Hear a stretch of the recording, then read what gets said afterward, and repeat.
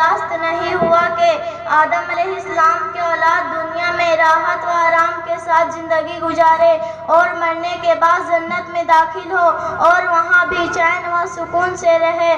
شیطان نے غرور کیا، اس کو معلوم تھا کہ اللہ ہر گناہ کو معاف کر سکتا ہے مگر شرک کو معاف نہیں کرتا، لہٰذا شیطان نے کہا کہ میں شرک میں سب کو مبتلا کر دوں گا۔ اس کے لیے اس نے بہت سے ترکیبیں سوچے۔ اچانک اس کو ایک خیال آیا کہ جو بزرگ گزر چکے ہیں ان کی جدائی سے یہ لوگ بہت غمگین ہوتے ہیں۔ شیطان نے ان سے جا کر کہا کہ تمہارے فلاں فلاں بزرگ کیسے تھے؟ انہوں نے کہا کہ وہ لوگ بہت اچھے لوگ تھے، اللہ کے پیارے تھے۔ شیطان نے کہا کہ تم چاہو تو ان کو دیکھ سکتے ہو۔ انہوں نے کہا کیسے؟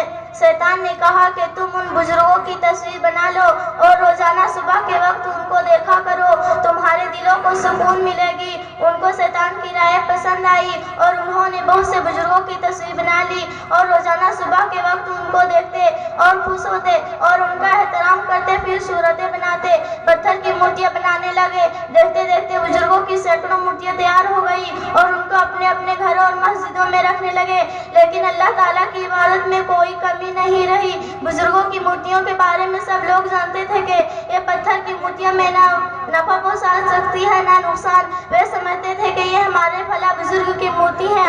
دھیرے دھیرے مورتیوں کی تعداد بڑھتی گئی اور تعظیم بھی بڑھتی گئی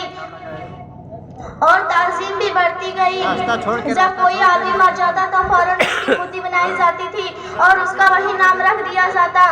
جب اس کی اولاد اور بچوں نے دیکھا کہ ہمارے بڑے مورتیوں کی بہت تعظیم کرتے ہیں تو وہ بھی کرنے لگے، ان کو چومتے اور ان کے پاس آ کر دعائیں مانگتے۔ پھر ان کی اولاد ان سے آگے بڑھ گئی، وہ ان کے سامنے سجدہ کرتے اور ان کے نام کی قربانی کرتے۔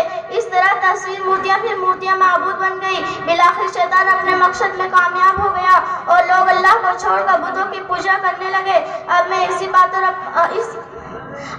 باتوں پر اپنی باتوں کو ختم کرنا چاہتی ہوں۔ اللہ ہمیں بھی آپ کو بھی کہنے سننے سے زیادہ عمل کی توفیق عطا فرمائے۔ وما علینا الا البلاغ۔ السلام علیکم ورحمۃ اللہ وبرکاتہ۔